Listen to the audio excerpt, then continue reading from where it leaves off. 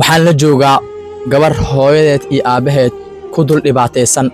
ayadana lugtii ka jaban oo markaasi aan istaagi karin dhaqaaqi karin birtaas u jeedaan ayay markaasi ku soconaysaa 7 caruur ah waa ay u joogaan ninkiina waa ay kala tageen kumana biilaayo marka walaalayaal waxaan rabaa xaaladaas maanta inaan istusno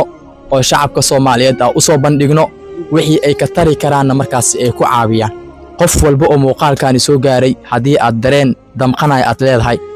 muuqaalkan maanta si share garay hadii aadan waxba haysanin oo jeebkaaga waxba uusan ku jirin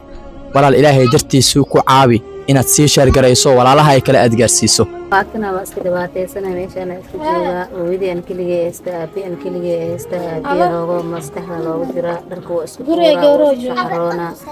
biyo malahan koronto malahan mid wax dhan ka shaq badan ay haysto ilmana waa haysta ilmuleen waa ay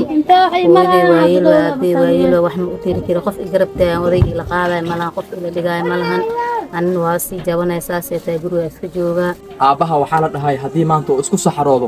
biyo looga dhaqay malaha waxa waay 2000 jirgaankii in lagu soo arooro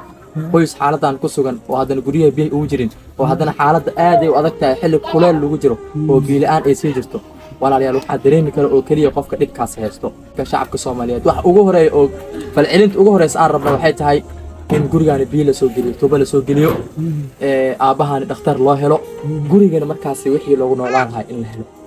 lambarka u sheeg ورا أفر واي 3 4 8 4 إله